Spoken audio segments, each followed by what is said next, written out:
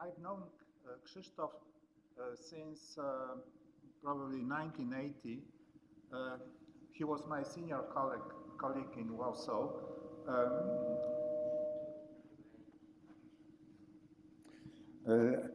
I actually was a teaching assistant for one of his courses. So this was a course in physics for mathematicians. And mathematicians were not very eager. I mean, mathematicians means students of mathematics. They were not very eager to learn about physics, but anyway.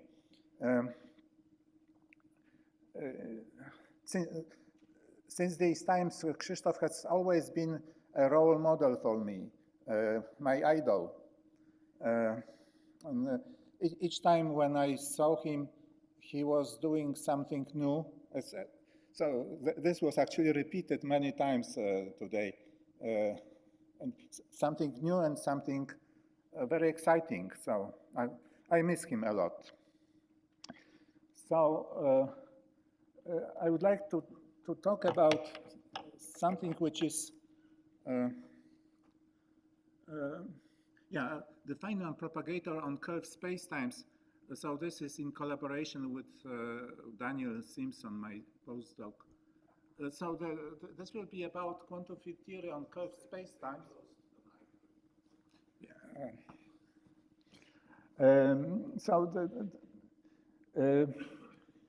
So it turns out that this. Okay, yeah, good point. So the quantum field theory on curved spacetimes has a rather curious mathematical structure. First, I will speak about something which everybody knows or should know about the Minkowski space. Then I will speak about the curved spacetime in generic case, and about the distinguished Feynman propagator. And then about a funny question about the self-adjointness of the Klein-Gordon operator on a curved spacetime. So let me start with something very, very basic. So something that used to be a part of a standard quantum field theory course, at least in 20th century, maybe not now, but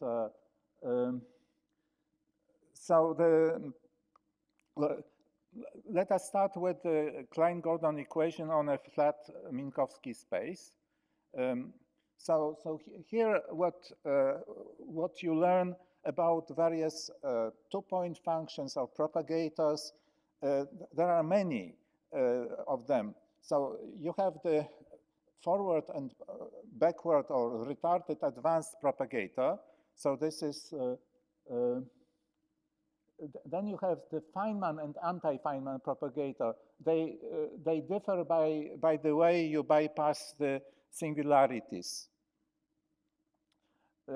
This is the Pauli-Jordan function, or it has many, all these things have many names. So this is sometimes called the commutator function. Then there are positive, negative frequency two-point functions. So all of them have a meaning in quantum field theory, which I will mention. And so if you look at an old textbook on quantum field theory, you will find an appendix where all of them are listed together with conventions used by various authors. So for instance, in Bogolyubov-Shirkov or Björk and Drell, there are such appendices. So some of them are inverses of the Klein-Gordon operator, some of them are B-solutions. And they satisfy various identities, which I listed here. So it's kind of a zoo of identities and of functions. Now, here are some trivial facts, which will not be so trivial in the curved case. But let me, so first of all, the the Klein-Gordon operator, that means the D'Alembertian plus possibly a mass squared, is obviously essentially self-adjoint on the space of square integrable on the space of compactly supported smooth functions on the space-time. So this is a trivial fact. Another fact is that the Feynman propagator is the boundary value of the resolvent of the Klein-Gordon operator. So this is clear when you look at this expression with minus I0 here. Now, one way to introduce these objects is to use the first order theory, so to transform the Klein-Gordon equation into a first order equation for the evolution of the Cauchy data. So Cauchy data are the value of the field configuration and its time derivative. This evolution preserves the charge form, which is essentially the symplectic form on the space of solutions. It is natural to introduce a scale of Hilbert spaces, so that in this setting there is not a single natural Hilbert space, but the whole scale parameterized by this parameter lambda. One of these spaces is naturally the one particle space of the of free quantum fields. There is a natural operator which defines the classical Hamiltonian, and it is positive definite. So that's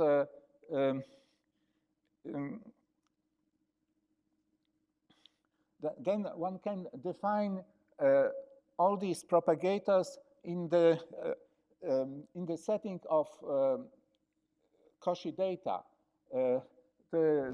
This Pauli-Jordan B-solution is essentially the evolution operator for the Cauchy data. So it is just the exponential of the generator of the evolution.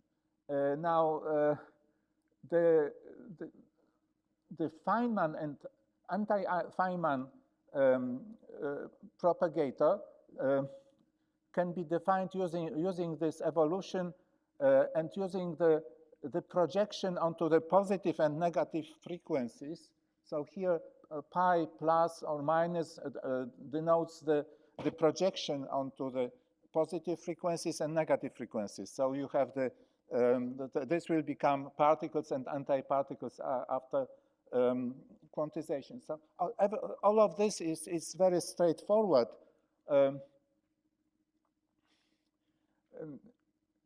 Then in order to get these propagators on the level of space-time, you have to do the following.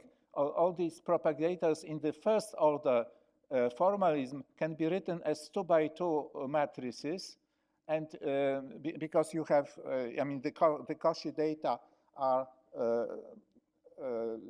have the value of the configuration and the time derivative of the configuration.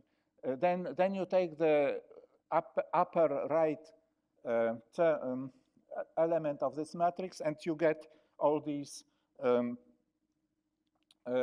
propagators or two-point functions which were mentioned before. So this is a very straightforward theory, and then on the classical level, this is a linear theory. So you get the fields satisfy the Poisson brackets given by the Pauli-Jordan function. So that's this is essentially the whole classical theory. Now, quantization involves two steps. The first step is putting hats on top of the classical fields, and maybe putting an eye in an appropriate place, and then the Poisson bracket becomes the commutator. I mean, this is a linear system, so quantization is straightforward, at least on the level of on the algebraic level. Then you choose a representation, and there is a natural Fock state whose expectation values are given by these positive and negative frequency functions, which were introduced before. So I'm talking about the charged field. So that's for a neutral field, it's slightly different, but similar. And you get a bosonic Fock space. Then if you consider the time-ordered products of fields, then you get the Feynman propagator, and the anti-time ordered fields, you get the anti-Feynman propagator. So all these propagators that were mentioned have a quantum meaning. So that's well, as a side remark, if you consider the Euclidean setting, this whole complicated zoo disappears. You have just one propagator, the Euclidean propagator, and this is essentially it. But on the Minkowski space, you have to suffer through all these beasts. So this was straightforward and well known, and now let's consider a curved spacetime. So a curved spacetime has a metric tensor G mu nu. It may have also an electromagnetic potential and a scalar potential, and they may depend on the position. So I'm considering essentially that a general expression like here, and the charged field should satisfy the Klein-Gordon equation. This Klein-Gordon operator annihilates the field. Now, first consider a special case, a stationary stable case. Stationary means that you can find time variables such that the metric tensor and all these potentials, they don't depend on time. Now, the stability means that if you introduce the Hamiltonian, so there is the natural symplectic form and the generator of the dynamics, you can define the Hamiltonian. The stability means that the Hamiltonian is positive. Then essentially the whole theory that I discussed in the Minkowski case goes through with no essential differences. So that's why I discussed it in such a detail, so that now I don't have to say much more. In particular, all these identities. So there were many identities. So all these identities still hold, and all this construction also. I mean, all these slides are true, maybe with some minor modifications. And quantization goes in the same way. Of course, the Poincare covariance is lost. However, there is still the natural Fock vacuum, and which is uniquely determined by the requirement that it is the ground state of the Hamiltonian implementing the evolution. Now, we would like to consider a generic curved space-time, which is not necessarily stationary.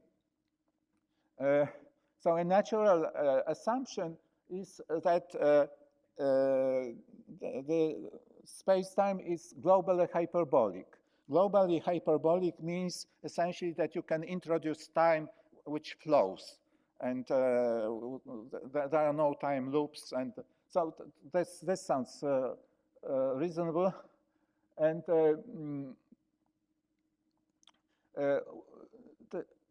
actually, these three propagators can be defined without a problem. So the forward, the backward propagator, and the Pauli-Jordan function, they are all well defined in great generality for globally hyperbolic spacetimes. But in quantum field theory, we need more. Actually, one could repeat the construction of classical fields, then one can repeat the algebraic quantization of these fields. So it is clear what are the commutation relations.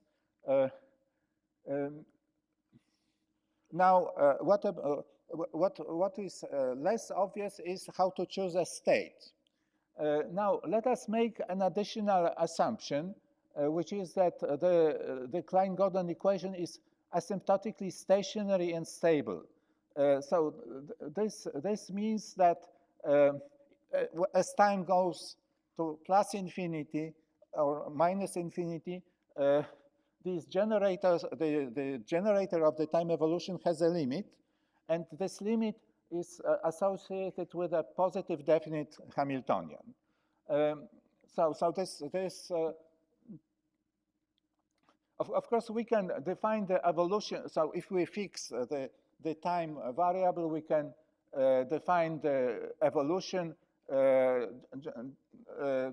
of Cauchy data, which will be denoted by R. So now this is not a one-parameter group. This is a two-parameter evolution. But then there is a lemma. So the key role will be played by the following four projections. So the upper, the plus in brackets means that this is positive frequencies, and minus in brackets negative frequencies. Plus or minus downstairs means that it is either outgoing or incoming thing. So we can define positive frequencies in the past and in the future. So in general, these will be different projections, and similarly, negative frequencies in the past and in the future. And now, under some mild technical assumptions, one can show that if we fix any time, then the evolved the space of positive frequencies, or if you prefer, the space of particles from the past evolved to a given time moment, is complementary to the space of antiparticles or negative frequencies from the future. So that's and similarly when you interchange positive and negative frequencies. With the help of the above lemma, we can define two pairs of projections. So the first projection will have the superscript F for Feynman, the other the superscript F bar for anti-Feynman. So this is a pair of projections. Complementary projections. So they project on. So this projects on on particles from the past at time s, and this projects on antiparticles from the future at the same time. And using, and then we can repeat the constructions of all these propagators in the first order formalism, and actually so here the first three are these the Pauli-Jordan, retarded and advanced, and this is straightforward and quite clear. These are the positive and negative frequencies, and now one of them is in the future and the other is in the past. But the most complicated are the Feynman propagators, and they are also well defined, and so here we need to use these funny projections that were introduced on the previous slide. And then we repeat. So these operators are 2 by 2 matrices. We take the upper right corner, and we get the propagators or 2-point functions on the space-time. So you remember the identities. Now, not all of them are satisfied. So the first two are actually essentially the same. So the Pauli-Jordan function can be expressed in terms of the other functions. Now, in the stationary case, there was an exact identity. Now here, you don't have that. I mean, in the generic situation, there is something which I suppose one could show that it is smooth or nice, or but you need something extra here. And now we can now we have two natural Fock representations given. So one can call one in vacuum and the other out vacuum. So there is one incoming representation and there is one outgoing. Since we assumed the stability, now the Feynman propagator yields the expectation value of the time-ordered product of fields between the in and the out vacuum. So that should be we fix here. So this is the in vacuum. This is out vacuum, and here you have time-ordered product, and we have to divide by the overlap of these two vacua. Now there is a curious remark. Now, in principle, this right-hand side is well defined only if the two vacua are in the same representation, which is probably rare in practice. I mean, quantum field theory is extremely how to say, malicious and unfriendly to mathematicians in many ways. And in 4 dimensions, probably they are never. I mean, they are very rarely in the same representation. So there's the right-hand side in realistic situations is ill-defined, or it is the 0 over 0. Now the left-hand side is essentially always well-defined, at least under these conditions of stability and asymptotic stationarity. It's just there because it has been defined by operator theoretic means without involving any Fock representations.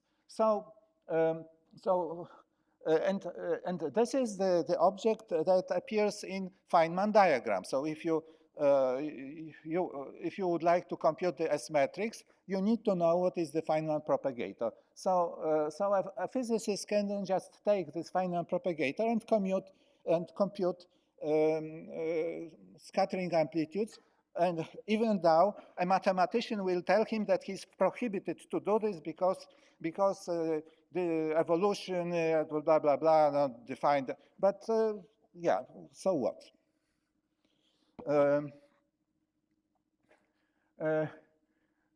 Now, the Feynman propagator describes particles traveling forward in time and antiparticles traveling backwards in time.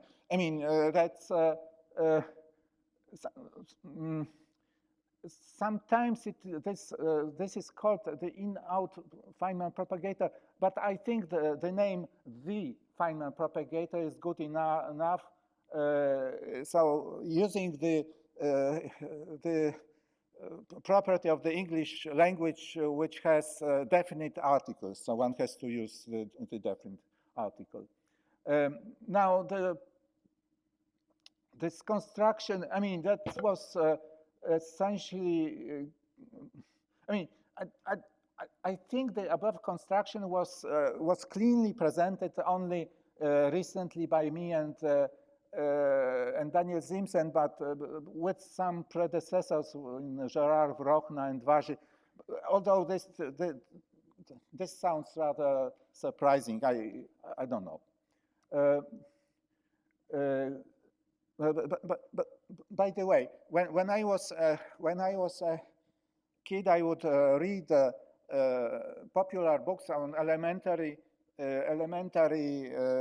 particles, and they would say that particles go forward in time, and antiparticles go backward in time. And well, this sounded like physicists are mystics, or anyway.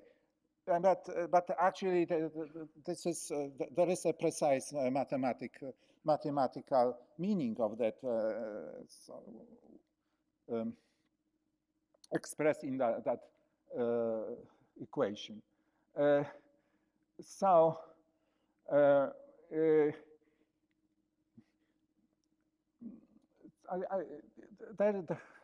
I didn't mention there is a concept of Hadamards states, which is quite popular among mathematically oriented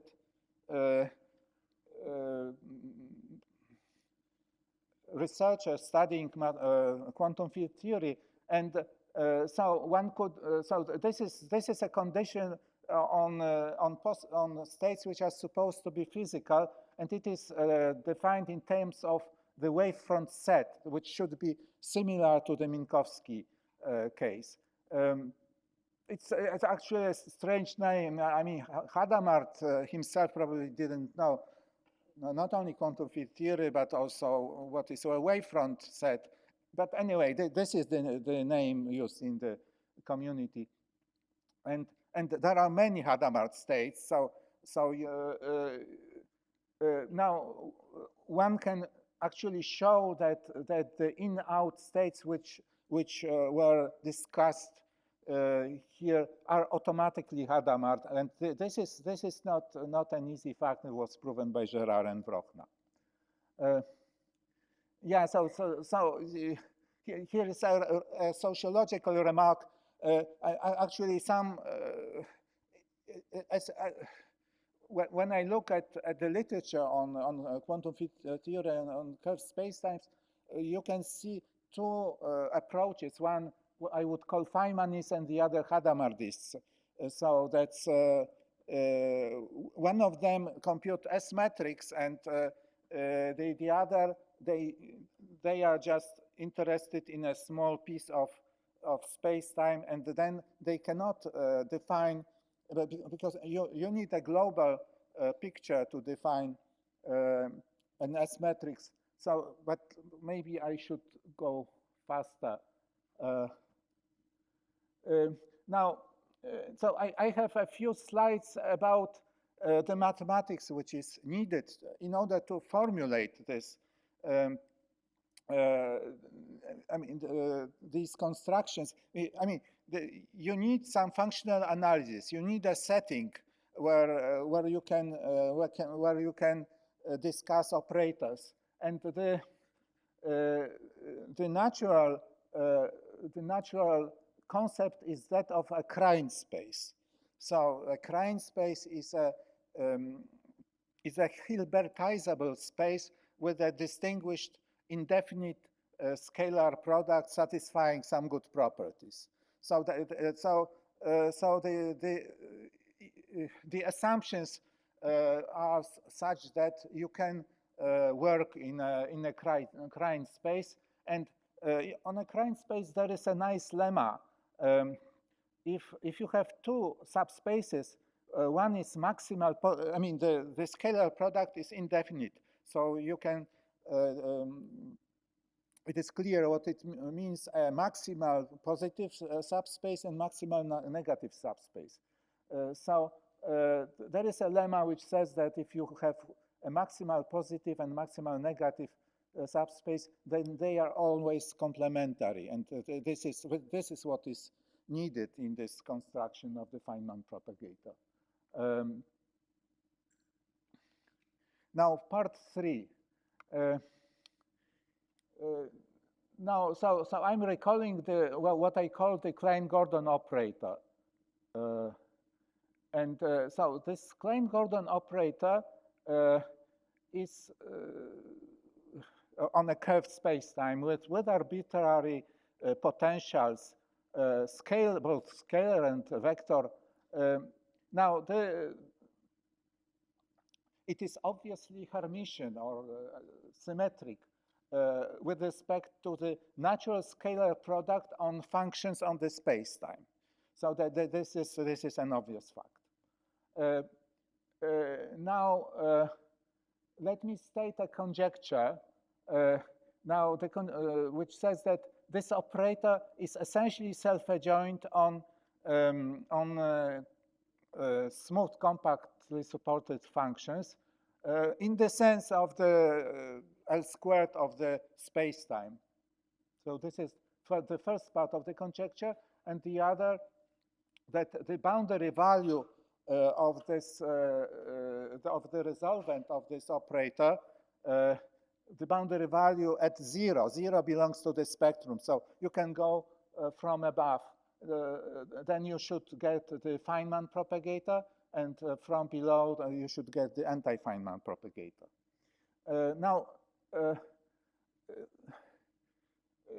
this conjecture is easy to show in various special cases. Well, of course, it is obvious in the Minkowski case.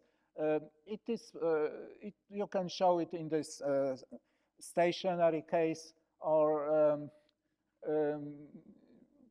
probably also for some symmetric spaces. Surprisingly, we have not found a trace of this question in the mathematical literature. So when I was a young, shortly after my master's, I would think that what mathematical physicists do is mostly proving self-adjointness of some operators. So here there is an obvious operator which is symmetric, and now, but it's actually not so easy in the generic curved case to check whether this is, to prove that rigorously that this is essentially self-adjoint. And in fact, many respected mathematicians and mathematical physicists with whom I spoke reacted to this question with a disgust. I mean, that's how do you dare or to pose such a ridiculous question? Because it is completely non-physical. Indeed, this space of functions on a space-time is not a space of a reasonable quantum mechanical system. Well, this conjecture has been proven by Andras Vasi and also Nakamura Taira quite recently for some class of asymptotically Minkowskian spaces, and the proofs are quite technical and unpleasant. Well, they are mathematicians, so they pure mathematicians, so they can do whatever without thinking of motivation. But actually, in the physical literature, I mean, truly physical literature, there are many papers that take the self-adjointness of the Klein-Gordon operator for granted. The method of computing Feynman propagator with external fields and possibly on curved spacetimes based on the following identity. I mean, so this is kind of the heat kernel, actually not really the heat kernel with the imaginary unit. It has even a name. So I found at least two names, Fock-Schwinger or Schwinger-DeWitt method. The variable tau is called the proper time, or sometimes the fifth coordinate, because it is not the physical time. It's an additional variable. Of course, without the self-adjointness of the Klein-Gordon operator, this formula does not make sense. So, well, so there is some motivation, but and that's it. So thank you for your attention.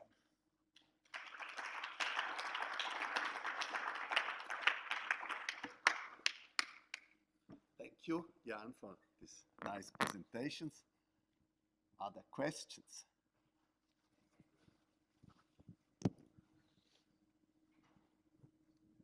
So I have a question and a remark.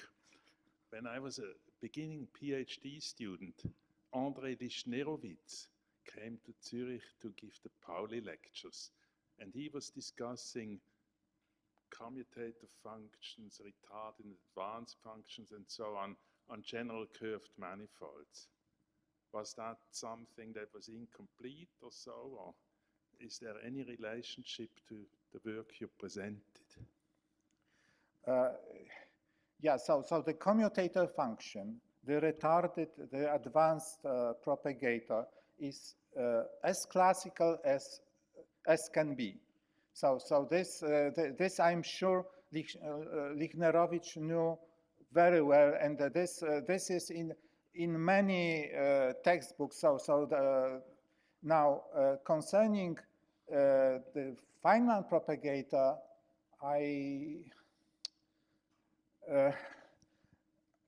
I doubt that Lichnerowicz spoke about that. I see. In fact, there exists a paper by Dustermatt-Hermander where there is Feynman parametrics. Parametrics is not an inverse. It is an inverse modulo blah, blah, blah. Modulo smoothing operator. So mathematicians knew. I mean, Hermander was in Lund, and Whiteman would pass through Lund, so he was aware of that there is something like the Feynman propagator, and so in a weaker sense, he understood this. But here, this is the Feynman propagator. It is uniquely defined. It is the one which is the right one, and physicists, kind of DeWitt, they use this. I mean, if you do functional but mathematicians. Then, if I may, one comment. The asymptotic conditions to assume that at very early and at very late times the universe is, Minkowskian is of course unphysical, as we think. Okay. So it doesn't apply to the real world. I'm talking about the formalism of quantum field theory, not about the real world. Okay. And it is natural for the formalism of quantum field theory to make this assumption. And yeah, that's, And if you want to use quantum field theory to compute scattering amplitudes, which is what one usually does, then you have to assume something of this form.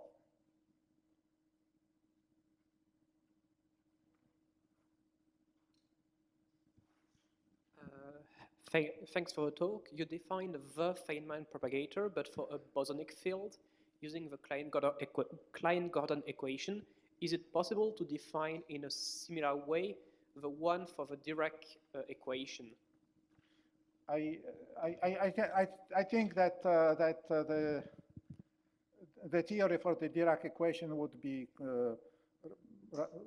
rather similar and parallel. But I didn't really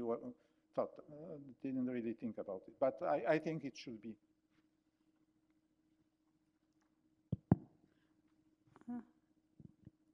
I have a question here. Does this construction depend on what kind of surface, initial surface, the Cauchy data is specified on? I mean, the construction depends on the fact that one has asymptotic stationarity.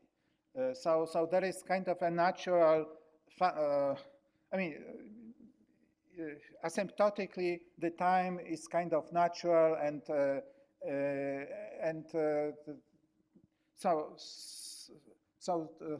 if you are willing to make this assumption, then there is no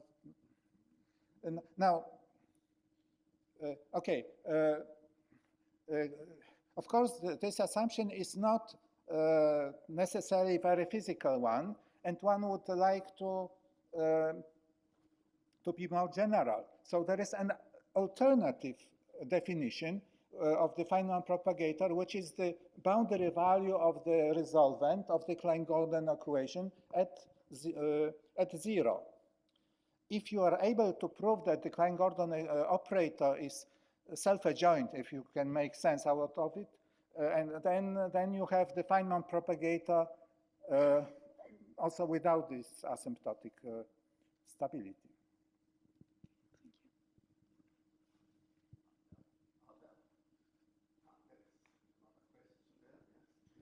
Yes. Is there any sense of locality, and what do you impose on the observer for this, for the vacuum you are defining? The theory that I described is satisfies the Einstein causality perfectly. So the signals travel don't travel faster than the speed of light, etc. This is expressed in the fact that the Pauli-Jordan propagator has a causal support. So this is built in the theory.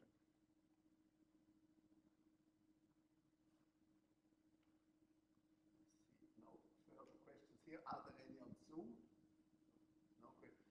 I would still have a question myself. So you put Feynmanists and Hadamardists on two sides. So as you pointed out, for the former you need that there is a certain asymptotic condition in time on the space-time you're looking at. Let's see about the second one, and more precisely.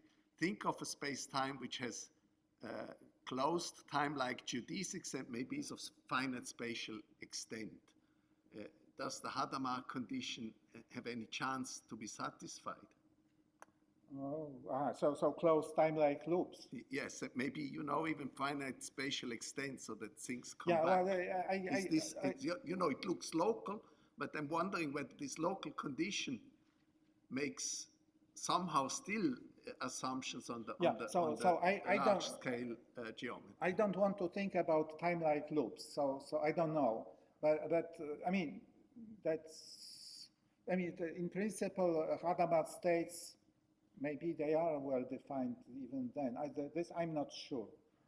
And anyway, it is kind of a dogma that for people doing all this that the space-time should be globally hyperbolic, and then Yeah, so this point of Hadamards is that they insist that they should study space-time locally. That they cut out a diamond from the space-time, and they say, well, whatever was before and after should not affect what we are doing. And then you cannot be a Feynmanist. And besides, there is no contradiction. I mean, these two approaches are kind of, they are not contradictory, but they are different, and they are also socially different. Okay, thank you. No further questions, so let's thank Jan Derezinski for his talk.